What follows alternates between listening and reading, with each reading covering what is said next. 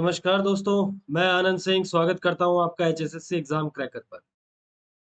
जैसा कि आप सबको पता है, हरियाणा सीईटी मेंस और ग्रुप डी की पोस्ट के लिए इकोनॉमिक एंड गवर्नेंस टॉपिक जो मेंस का सिलेबस है, हरियाणा सीईटी मेंस के सिलेबस में इकोनॉमिक एंड गवर्नेंस के टॉपिक में से हम दो टॉपिक्स सॉरी तीन टॉपिक्स को ऑलरेडी कवर कर चुके हैं और चौथा टॉपिक है theory of demand and supply.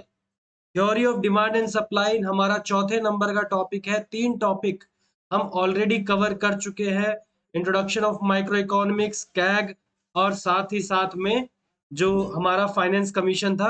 ये सारी चीजें हम ऑलरेडी कवर कर चुके हैं। ठीक है, आगे बढ़ते हैं। ये हमारी छठी क्लास होगी।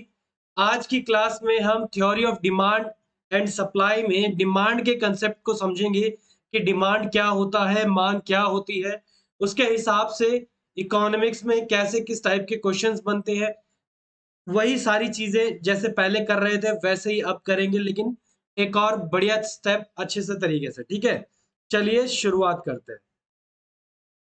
Meaning and determinants of demand, पहला topic according to the syllabus. अगर आप सिलेबस उठा के देखेंगे ग्रुप नंबर 56 का एंड 57 का, तो इकोनॉमिक्स वाले पोर्शन में चौथे टॉपिक में आपको ये चीजें देखने को मिलेंगी कि पहले ही टॉपिक में theory of demand and supply के पहले टॉपिक में ही हमें लिखा हुआ है meaning and determinants of demand. सबसे पहले कि ये होता क्या है मीनिंग ऑफ डिमांड। डिमांड का मतलब तो सीधा सीधा मांग होता है कि हम किसी चीज की मांग कितनी जोरों शोरों से कर रहे हैं, किस हिसाब से उनको मांग रहे हैं, या कितनी शिद्दत से हम किसी चीज को चाह रहे हैं, डिमांड कर रहे हैं उसकी। ठीक है, ये तो नॉर्मल डिमांड है। इसका मीनिंग क्या होता है, डिमांड होता क्या है? फर्स्ट ऑफ ऑल हमें ये बताना है कि डिमांड होता क्या है। तो डिमांड होता क्या है, अब पहला ही हमारा टॉपिक ये है डिमांड होता क्या है। लेकिन मैं इससे पहले आगे बढ़ूं, मैं आपको थोड़ा सा बताना चाहता हूं कि क्या होता है डिमांड। ठीक है, क्या होता है डिमांड यानी मांग, और क्या होता है सप्लाई।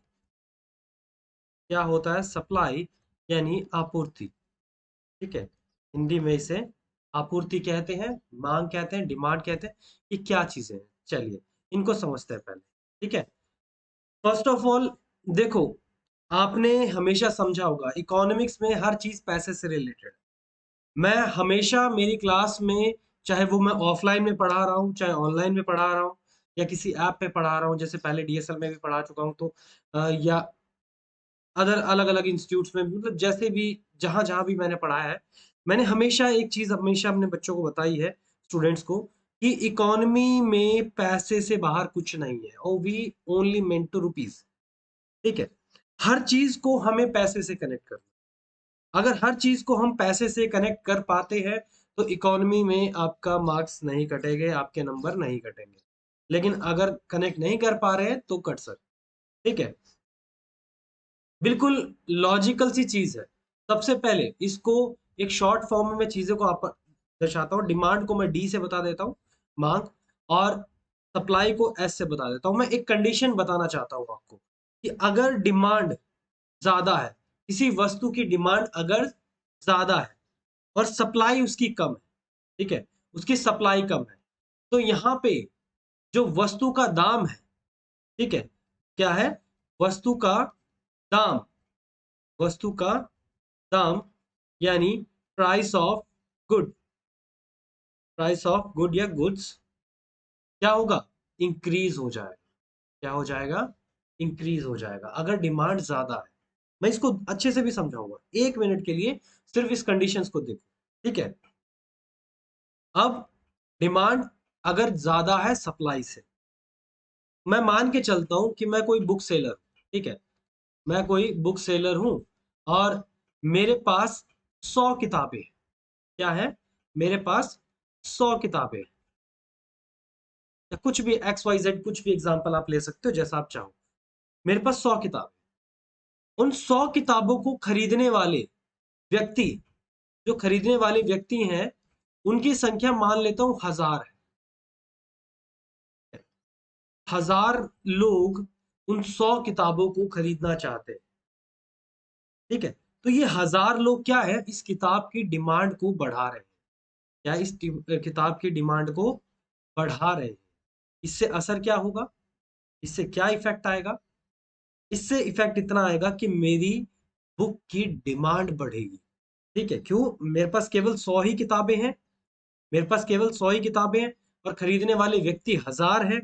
तो मेरी किताब की वैल्यू बढ़ जाएगी, मेरी किताब की जो दाम है वो बढ़ जाएंगे, मैं ज्यादा महंगा अपनी किताब को बेचूंगा क्योंकि डिमांड करने वाले व्यक्ति ज्यादा है। पहली कंडीशन हमें ये कह रही है। ठीक है। दूसरी कंडीशन में अगर हम सोचें, कंडीशन नंबर 2, अगर डिमांड कम हो जाए और सप्लाई ज्यादा हो जाए, अगर डिमांड कम हो जाए और सप्लाई ज्यादा हो जाए, उस केस में हमेशा जो वस्तु का दाम है, वस्तु का दाम है, कम हो जाता है। हमेशा प्राइस ऑफ गुड क्या होगा, प्राइस ऑफ गुड कम हो जाएगा। अब यहां पे देखो कंडीशन कैसी चीज है, बिल्कुल सिंपल सा तरीके से समझना है हमें। मैं वही बुक सेलर हूं, ठीक है, किताबें बेचता हूं, मैं वही बुक सेलर हूं और वही 100 किताबें हैं मेरे पास, 100 बुक्स है, इससे ज्यादा मेरे पास अभी भी कुछ नहीं है, पहले जैसा था वैसा ही है। लेकिन अब जो परचेज करने वाले हैं, खरीदने वाले व्यक्ति हैं, ठीक है, वो केवल 50 है, ओनली 50। ठीक है, अब केवल एक है। अब मेरे को क्या करना पड़ेगा, मेरे को मेरी बुक बेचने के लिए, ये 100 किताबें अगर मुझे बेचनी है तो मुझे बाय वन गेट वन जैसे ऑफर के साथ बेचना पड़ेगा, by one get one offers के साथ बेचना पड़ सकता है, या मेरी वस्तु का दाम मैं कम कर दूं ताकि ये 50 के 50 व्यक्ति मेरी किताबें खरीद लें। ठीक है, या तो मतलब मुझे एक के दाम में दो किताबें देनी पड़ेगी, या अपनी किताब का जो दाम है वो मुझे घटाना पड़ेगा ताकि मेरी किताबें बिक जाए। यानी यहाँ पे क्या हो रहा है, यहाँ पे सप्लाई ज्यादा है, यानी ये देखो सप्लाई ज्यादा है, किताब मार्केट में 100 किताबें अवेलेबल है लेकिन उनकी डिमांड करने वाले व्यक्ति केवल 50 है। पिछली स्लाइड में हमने ये समझा था कि 100 किताबें हैं लेकिन उनकी डिमांड करने वाले, जो डिमांड करने वाले व्यक्ति हैं, ये डिमांड करने वाले व्यक्ति हैं वो 1000 से 1000 हो रखे हैं, लेकिन हमारे पास किताबें केवल 100 थी, हमारे पास किताबें केवल 100 थी और डिमांड करने वाले 1000 थे। तो डिमांड ज्यादा थी, यहाँ 1000 व्यक्ति हैं, यहाँ केवल 100 हैं, तो यहाँ वस्तु का दाम बढ़ जाता है। ठीक है, और दूसरी तरफ कंडीशन ये कहती है कि जब डिमांड की तरफ कम हो जाए, यहाँ पे 100 हो गया तो यहाँ पे तो 50 हो गया,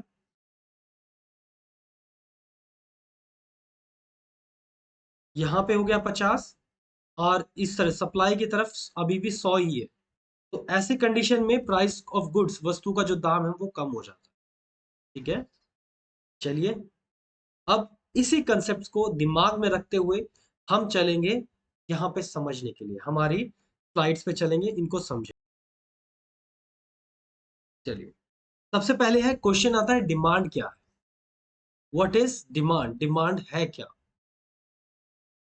डिमांड अर्थशास्त्र के हिसाब से, अर्थशास्त्र के संदर्भ में जो मांग है, देखो एक एक चीज अच्छे से एक्सप्लेन करके सही तरीके से पढ़ते हैं।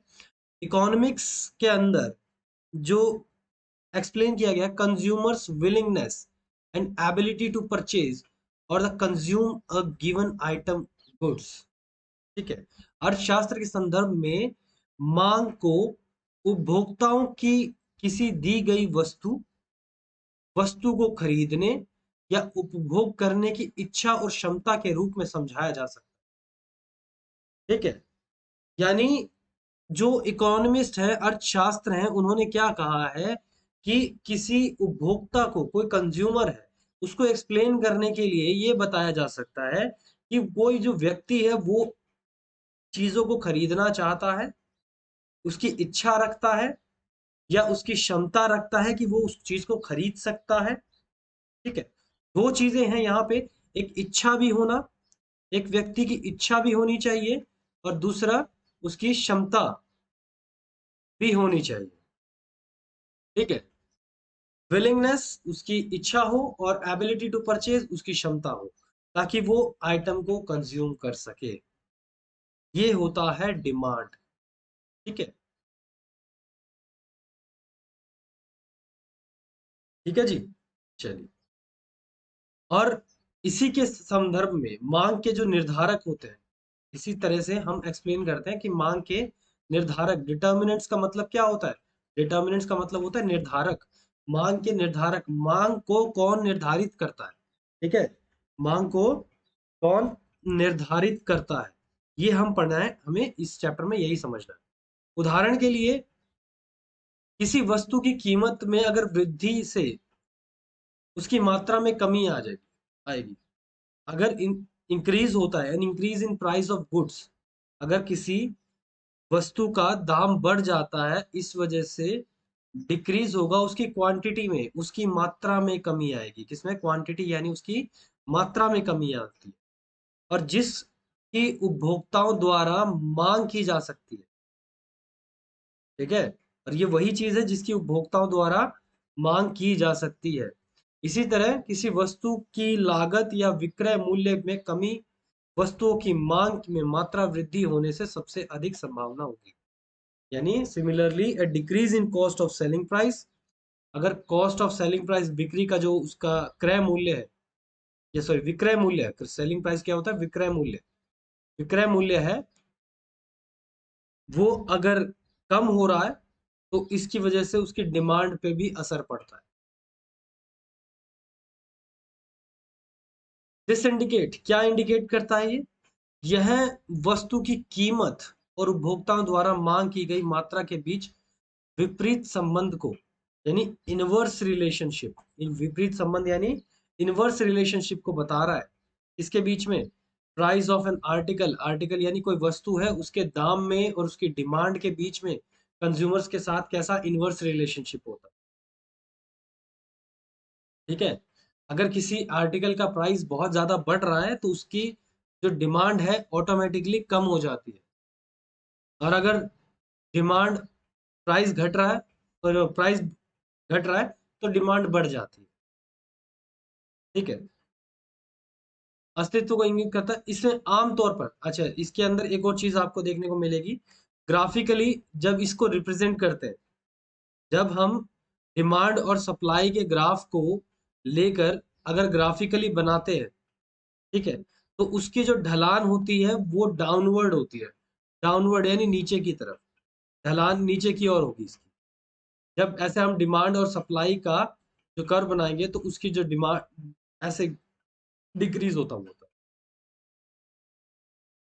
ठीक है, ग्राफिकल रिप्रेजेंटेशन जो ये बनता है, इसको मांग वक्र कहते हैं, डिमांड कर्व कहते हैं।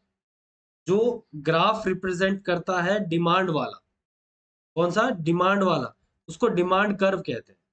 ठीक है, और इसके कुछ फैक्टर्स हैं, कुछ इसके साथ कारक हैं जो जुड़े हुए हैं, वो ये बताते हैं कि इस ग्राफ में चेंजेस कैसे आएंगे।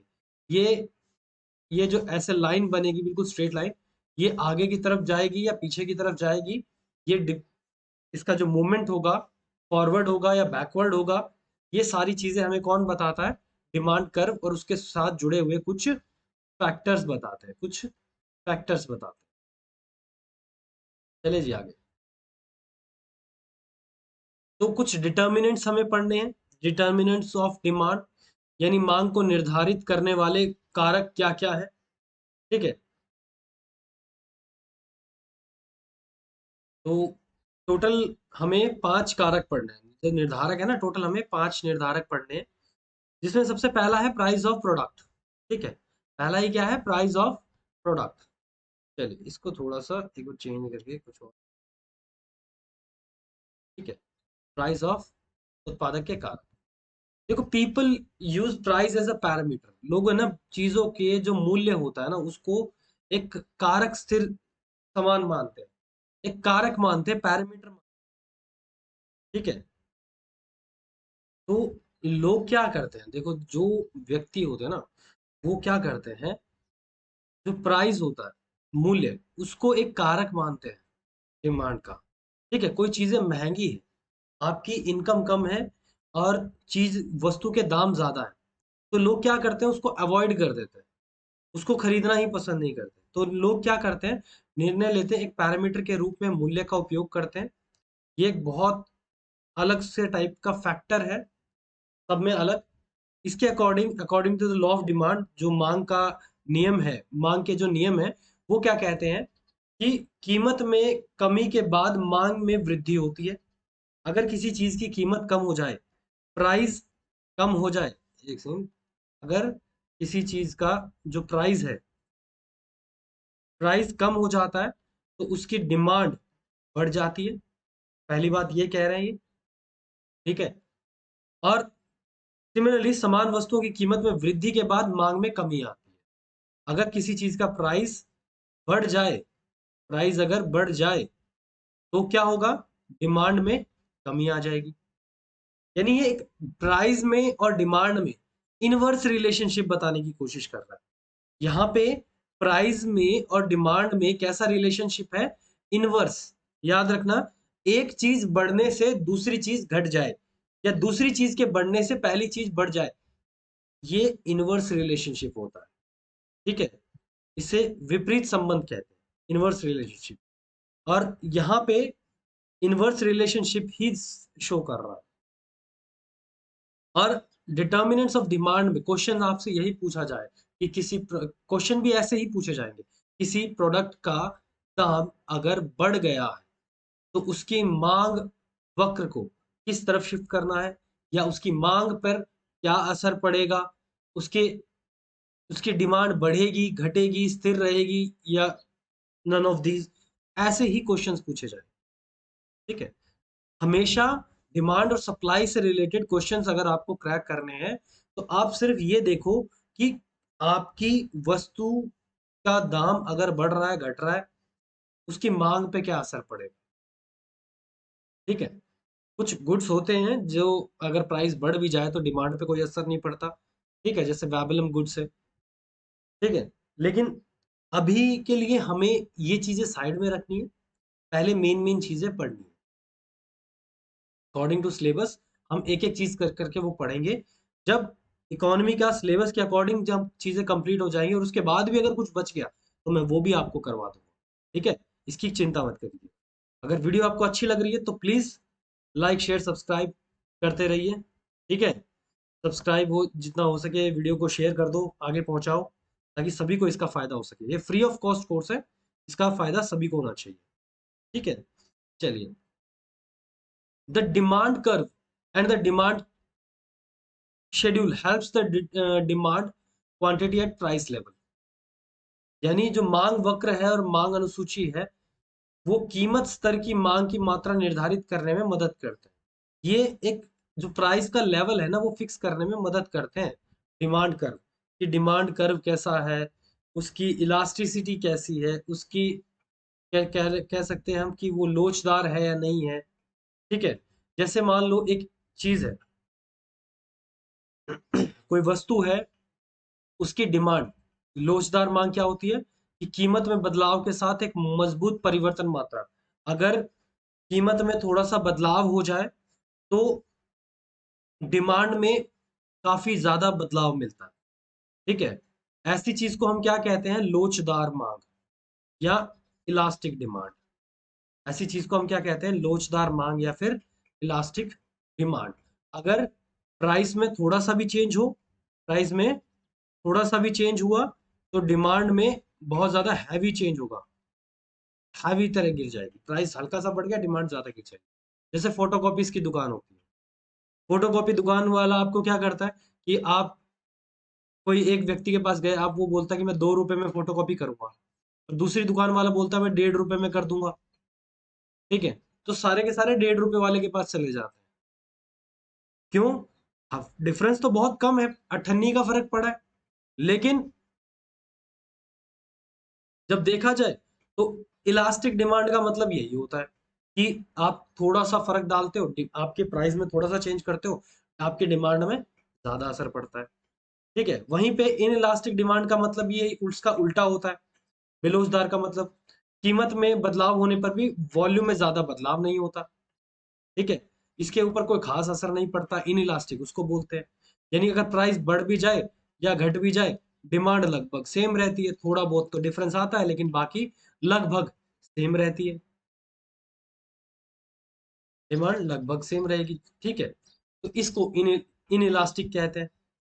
इसको इन इलास्टिक कहते हैं, बेलोचदार मांग। अगला फैक्टर है इनकम ऑफ कंज्यूमर्स। क्या कह रहे हैं? Income of consumers. अब इनकम ऑफ कंज्यूमर्स में क्या कहता है? Rising incomes lead to rise in the number of goods. Income of the consumer, अगर आय बढ़ जाए, अरे सोच के देखो, आज हम बेरोजगार हैं, आज हम सारे बेरोजगार हैं, कल ना हमें नौकरी मिल जाए। ठीक है, कल ना हमें नौकरी मिल जाए, नौकरी मिलते ही हम चीजों की डिमांड करना शुरू कर देंगे, क्योंकि हमारे पास हर महीने तनख्वाह आनी शुरू हो जाएगी। हर महीने हमें पता होगा कि 25,000 30,000 हमारी जेब में डलने वाले हैं, तो हम चीजों की डिमांड करनी शुरू कर देंगे। जो लड़का कभी स्प्लेंडर पे चलता था वो बुलेट लिया आएगा।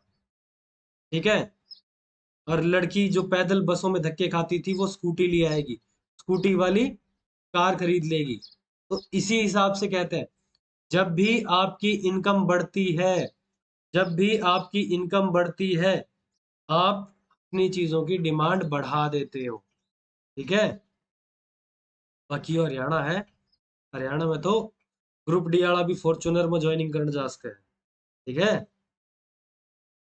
तो आय बढ़ने के से उपभोक्ताओं द्वारा मांग की जाने वाली वस्तुओं की संख्या में वृद्धि होती है। सीधी सीधी बात है, क्योंकि जब कंज्यूमर्स बढ़ जाते हैं, उपभोक्ता बढ़ जाते हैं, तो डिमांड करने वाले व्यक्ति बढ़ रहे हैं। ठीक है, मैंने आपको जो स्लाइड में डिमांड और सप्लाई का कंसेप्ट समझाया था, उसी को याद करो कि डिमांड करने वाले जो व्यक्ति हैं, अगर वो बढ़ गए तो ऑटोमेटिकली सीधी बात है, सप्लाई कम पड़ेगी, और सप्लाई कम पड़ेगी तो डिमांड ज्यादा होगी। ठीक है, बात घूम फिर के डिमांड सप्लाई पे आ जाएगी। कारण जो भी हो, कारण जो भी हो, आप अंत में उसको डिमांड और सप्लाई से कनेक्ट कर सकते हैं। और अगर आप डिमांड और सप्लाई से कनेक्ट कर रहे हैं, तो वेरी गुड, आपका क्वेश्चन सही होने के ज्यादा चांसेस हो जाए। ठीक है, चलिए। आय में गिरावट के साथ खपत स्तर कम हो जाता है, और आय और मांग के बीच यह संबंध प्रकृति में रैखिक नहीं है, ये सीधा लीनियर नहीं है भाई। ठीक है, ऐसा नहीं है कि अगर इनकम बढ़ रही है या घट रही है तो डिमांड भी बढ़ जाएगी घट जाएगी। ये बिल्कुल ऐसा सीधा संबंध नहीं होता, बिल्कुल स्ट्रेट लाइन नहीं होगी ये लाइन ऐसे बनती है। ठीक है, इनकम बढ़ती है, सॉरी, इनकम बढ़ती है तो ऐसे डिमांड भी बढ़ती है। उल्टा बना दिया था छोटा सा।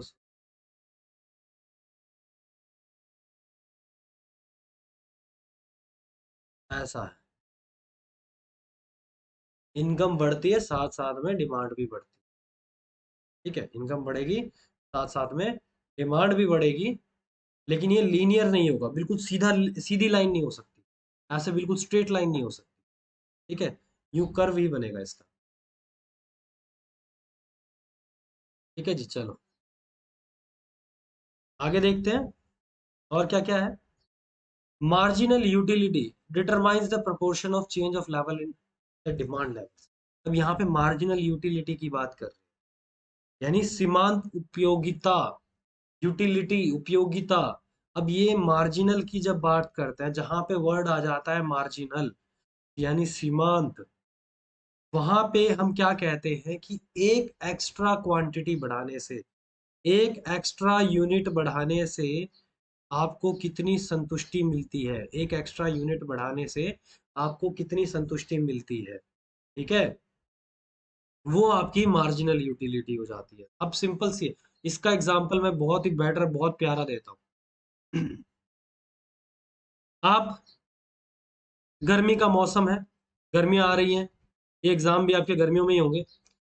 आप थके हुए बाहर से आते हो, आपकी मम्मी आपको एक ग्लास ठंडा पानी देती है। एक ग्लास क्या देती है? ठंडा ठंडा पानी। ठीक है, एक ग्लास ठंडा ठंडा पानी देती है, और आप उस पानी को, ग्लास को पकड़े गटागट गटागट पी जाते हो, और आपको गर्मी में आए हो, आपको कैसा फील होगा? बहुत जबरदस्त फील होगा आपको। आपको लगेगा यार ये तो जन्नत है। ये है वो एक पानी का गिलास, लेकिन वो जब गर्मी में ठंडा ठंडा पानी का गिलास आपके अंदर जाएगा, आपको वो जन्नत जैसा फील होगा। लेकिन आपकी मम्मी उसी समय आपको बोले कि ले बेटा एक गिलास और पी, थोड़ी सी जन्नत कम हो जाएगी, है ना? जन्नत अच्छा लगेगा वो भी, एक गिलास पानी और, थोड़ा और भी अच्छा लगेगा। फिर आपकी मम्मी बोले एक गिलास और पी, एक गिलास और पी। अब आपकी जन्नत थोड़ी सी नर्क में बदलनी शुरू हो जाएगी। आपको ना स्वर्ग नर्क में डिफरेंस समझ में आना शुरू हो जाएगा यार। 3 गिलास पानी पी लिया अब आपने, अब चौथे गिलास की तरफ जैसे ही आप बढ़ोगे, आप मम्मी को ना करते हो, बोले ना जी, पानी नहीं पिया जाएगा अब, और 3 गिलास तो ऑलरेडी पी चुके हैं। यानी यहाँ पे देखो, आपकी एक और क्वांटिटी बढ़ रही है, एक एक एक करके आपकी क्वांटिटी बढ़ रही है, आपकी एक एक यूनिट करके, एक एक यूनिट करके इस एग्जांपल में आपकी क्वांटिटी बढ़ रही है, लेकिन आपकी उपयोगिता, यूटिलिटी कम हो रही है। आप चाहते ही नहीं हो। और चौथे ग्लास में आते आते तो आपकी यूटिलिटी बिल्कुल जीरो हो गई। चौथे ग्लास में आपकी यूटिलिटी, फोर्थ ग्लास में आपकी यूटिलिटी क्या हो गई? मार्जिनल यूटिलिटी जीरो हो गई। आप और पी ही नहीं सकते पानी को, और पानी पी भी लिया तो अच्छा फील नहीं होगा आपको, आपकी फीलिंग ही चली जाएगी। तो यहाँ पे मार्जिनल यूटिलिटी क्या कह रही है कि यहाँ पे marginal utility proportion of change in demand levels को देख के हिसाब से चेंज होती है। मार्जिनल यूटिलिटी बताती है कि किस हिसाब से डिमांड के लेवल्स चेंज होंगे। परिवर्तन के अनुपात को निर्धारित करती है मार्जिनल यूटिलिटी, कि किस हिसाब से डिमांड के लेवल में परिवर्तन हो रहे हैं। ठीक है, चलिए नेक्स्ट। उम्मीद है आप लोग समझ पा रहे हो। वीडियो अगर आपको अच्छी लग रही है तो प्लीज चैनल को लाइक शेयर सब्सक्राइब जरूर कीजिए। ठीक है, जितना हो सके वीडियो को शेयर कीजिए। पिछले कुछ वीडियोस पे आपके रिस्पॉन्स अच्छे नहीं आ रहे, और वीडियो को पूरा देखा करो भाई। ठीक है, आधा अधूरा ज्ञान कभी सफल नहीं करता। आधा अधूरा ज्ञान कभी सफल नहीं करता। आप जिसके पास शेयर करो उसको भी बोलो अच्छा कंटेंट है, पूरा देख। ठीक है, नौकरी चाहिए तो पूरा देखना पड़ेगा। कॉम्प्लीमेंट्री गुड्स, पूरक वस्तुएं, और दूसरी तरफ सब्स्टिट्यूटरी गुड्स यानी स्थानापन्न वस्तुएं। Price of related goods and services, goods and services से रिलेटेड प्राइस। ठीक है, वस्तु एवं सेवाओं, वस्तुओं और सेवाओं के मूल्य में। अब यहाँ पे तो सीधी सीधी बात है, कॉम्प्लीमेंट्री गुड्स के हिसाब से एग्जांपल देंगे हम, सब्स्टिट्यूट गुड्स के हिसाब से एग्जांपल देंगे। अब जो कॉम्प्लीमेंट्री गुड्स होते हैं या पूरक वस्तु होते हैं, वो क्या होते हैं? एक वस्तु के प्राइस में बढ़ोतरी होने से दूसरी वस्तु की डिमांड में कटौती हो जाए या कम हो जाए। यानी एक चीज के दाम बढ़े, दूसरी चीज के दाम गिर जाएं, या उसकी मांग गिर जाए, ऐसे को क्या कहते हैं? कॉम्प्लीमेंट्री गुड्स या पूरक गुड्स वस्तु। यहां पे सिंपल सा एक बात है, देखो पेट्रोल के दाम बढ़ गए। ठीक है, पेट्रोल पेट्रोल के दाम बढ़ गए, लोगों ने कार खरीदनी कम कर दी, कार की डिमांड घट गई। दाम तो पेट्रोल के बढ़े हैं, कार के साथ क्या दिक्कत थी? तो इसे कहते हैं कॉम्प्लीमेंट्री गुड या पूरक वस्तुएं। यानी एक चीज दूसरे के बिना नहीं चल सकती। जब एक के दाम बढ़ते हैं तो दूसरे की डिमांड अपने आप घट जाती है। ठीक है, हालांकि बहुत छोटे छोटे चेंजेस है ये। मान लो 100 रुपए लीटर पेट्रोल मिल रहा था, ठीक है, 100 रुपए लीटर पेट्रोल है आज के समय, 110 हो गया तो क्या? 110 होने पे हमें कुछ नहीं पड़ेगा, हमारे पास तो साधन है भाई, डालेंगे चलाएंगे, और कोई इलाज ही नहीं है हमारे पास। लेकिन जो नए साधन खरीदने वाले हैं, 110 रुपए लीटर तेल देख के वो सोचेंगे यार रोडवेज में ही सफर कर ले तो बढ़िया है, ठीक है, क्यों ही फालतू पैसे फूके, रोडवेज में ही चले तो अच्छा है। तो यही चीजें होती हैं, ठीक है, यही होती है चीजें, price of related goods and services, संबंधित वस्तु और सेवाओं के मूल्य। संबंधित वस्तुओं का मतलब क्या है यहाँ पे, कॉम्प्लीमेंट्री गुड्स, एक का दाम बढ़ा दूसरे की मांग घटी, एक का दाम घटे दूसरे की मांग बढ़ जाए, इसी को कहते हैं कॉम्प्लीमेंट्री गुड्स, ठीक है। नेक्स्ट क्या है हमारे पास, सब्स्टिट्यूट गुड्स, स्थानापन्न वस्तुएं। अब स्थानापन्न वस्तुएं क्या होती हैं, स्थानापन्न वस्तुओं के लिए आपको एक चीज समझनी होगी कि यहाँ आपका इनकम की चीज है, ये इसको आप है ना आपकी इनकम यानी आय से कनेक्ट कर सकते हो, आपकी आय से कनेक्ट कर सकते हो। कैसे कनेक्ट कर सकते हो, स्थानापन्न वस्तुएं यानी सब्स्टिट्यूट गुड्स वो होते हैं जब आपकी इनकम बढ़ जाए, ठीक है।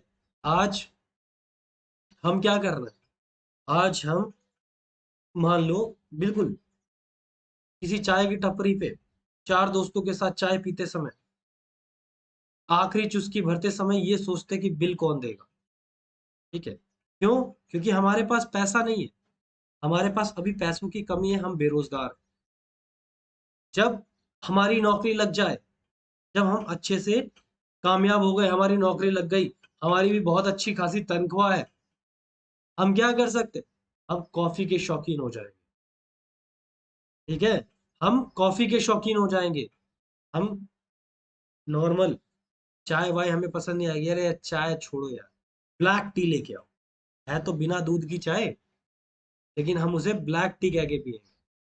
बात सिंपल सी है, एक चीज है, हमारी इनकम जब जब बढ़ती है हम चीजों की डिमांड बढ़ा देते हैं, और डिमांड में एक चीज की डिमांड गिरा के जब दूसरी चीज की डिमांड हम बढ़ा दें तो वो वस्तुएं कैसी होती है, सब्स्टिट्यूट गुड्स, यानी जैसे चाय की कीमत बढ़ने से कॉफी की मांग में वृद्धि होती है, एक चीज का दाम बढ़ा दूसरी चीज की डिमांड बढ़ गई। यहाँ पे क्या चीज है, यहाँ पे उल्टा है, इसका प्राइस बढ़ने से डिमांड घटी नहीं है, यहाँ वस्तुएं ही दो हैं, ठीक है, यहाँ पे वस्तुएं ही दो हैं, वस्तु नंबर एक और वस्तु नंबर दो, दो वस्तुएं हैं यहाँ पे। वस्तु एक के दाम में बढ़ोतरी होती है, बढ़ जाता है, इसकी वजह से डिमांड बढ़ रही है दूसरे वाले की, यानी चाय की कीमत में बढ़ गई तो लोगों ने कॉफी पीना शुरू कर दिया, यहाँ पे कॉफी कॉफी पीना शुरू कर दिया, या मान लो कॉफी के दाम बढ़ गए तो लोगों ने चाय पीना शुरू कर दिया, चाय की डिमांड बढ़ा दी, इसके प्राइस बढ़े तो इसकी डिमांड बढ़ जाएगी, ठीक है, बिल्कुल इसी चीज को कहते हैं सब्स्टिट्यूट गुड्स। कॉम्प्लीमेंट्री गुड्स और सब्स्टिट्यूट गुड्स संबंधित वस्तुओं से रिलेटेड आता है, ठीक है, संबंधित वस्तुओं में कैसे फर्क पड़ता है, उससे कैसे डिमांड डिसाइड होती है, ये चीज हमें समझनी थी, पढ़नी थी। चलिए आगे चलते हैं। नेक्स्ट,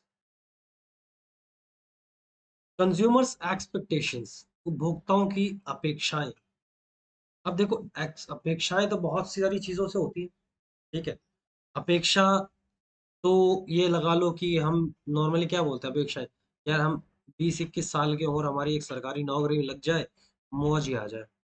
और होंगे हम में से कई ऐसे बच्चे जो 20-21 साल की उम्र में पढ़ेंगे अच्छे से और नौकरी लग भी जाएंगे, लेकिन कई अपने जैसे भी हैं, भाई 30 क्रॉस करके नहीं लगी नौकरी, ठीक है, तो ऐसा है, उसमें दुख मनाने वाली बात कुछ नहीं, अच्छे से बस पढ़ने की और थोड़ी सी मेहनत करने की, थोड़ी सी और मेहनत करने की बात है, लग जाएगी नौकरी, ठीक है। कंज्यूमर्स एक्सपेक्टेशंस, अब उपभोक्ताओं की अपेक्षाएं क्या है, उपभोक्ताओं की अपेक्षाएं अधिक आय की अपेक्षा या वस्तुओं की कीमत में वृद्धि की अपेक्षा से मांग की मात्रा में वृद्धि होगी। अब एक बात बताओ, आई थिंक 100 में से अगर हम 90 लड़कों को छाड़ दें तो 90 लड़के तो ये करते होंगे यार, बाइक हो तो बुलेट हो, रॉयल एनफील्ड क्लासिक 350 ये मॉडल हो तो यार जबरदस्त रॉब बने, ये क्या है, हमारी एक्सपेक्टेशंस ही, ठीक है, ये क्या है, हमारी एक्सपेक्टेशंस ही है। हम सोचते हैं कि भाई यार बाइक हो तो ये धांसू जबरदस्त, ठीक है, कार खरीदे तो क्रेटा होनी चाहिए। कार तो ऑल्टो भी है, छोटी सी, ठीक है, प्यारी सी छोटी सी कार तो वो भी है, लेकिन क्या हमारी एक्सपेक्टेशंस के अकॉर्डिंग नहीं है। और जितनी उपभोक्ताओं की अपेक्षाएं होती हैं उतनी ही ज्यादा वस्तुओं के दाम बढ़ जाते हैं। एक्सपेक्टेशंस ऑफ हायर इनकम, हम सोचते हैं हमारी आय बढ़ेगी, हम इंक्रीज कर देते हैं प्राइस ऑफ गुड्स, ठीक है।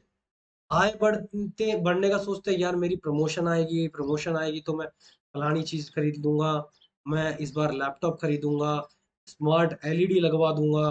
तो ये क्या है, ये एक आकांक्षाएं तो हैं, अब ये अपेक्षाएं ही तो हैं, ठीक है, जो डिमांड की क्वांटिटी को बढ़ाते हैं। हम मांग की मात्रा में वृद्धि कर रहे हैं। सिमिलरली अगर हमारी इनकम कम हो जाए, या सोच लो कि हमारी इनकम कम हो गई, हमें पैसा मिलना कम शुरू हो गया, राष्ट्रीय आपातकाल लग जाता है, आर्टिकल 360, ठीक है, आर्टिकल 360 लग गया, राष्ट्रीय आपातकाल लग गया, सबकी सैलरीज काट दी सरकारी वालों की, कि बोला सबको कुछ महीनों के लिए 50% सैलरी मिलेगी। 50% सैलरी में हमारी डिमांड्स भी कम हो जाएंगी, क्योंकि हमारे पास इनकम कम हो गई। यहाँ पे बात हम सिंपल सी कर रहे हैं, एक इसको कंज्यूमर की एक्सपेक्टेशंस को इनकम से जोड़ के चलो, इसको किससे जोड़ के चलो, इनकम यानी आय। आपकी आय बढ़ने की उम्मीद ज्यादा है तो आपकी एक्सपेक्टेशन ज्यादा, आपकी आय कम बढ़ेगी, आपकी एक्सपेक्टेशंस अपेक्षाएं कम बढ़ेंगी। आप ज्यादा सोच रहे हो, ये बात क्लियर यहीं पे हो जाती है कि जितनी ज्यादा इनकम की आप सोच रहे हो, इतना बढ़ जाएगा, इतना बढ़ जाएगा, उस हमारी अपेक्षाएं उसी हिसाब से ज्यादा कम ज्यादा होने लग जाती है, ठीक है। बिल्कुल सिंपल एंड शॉर्ट।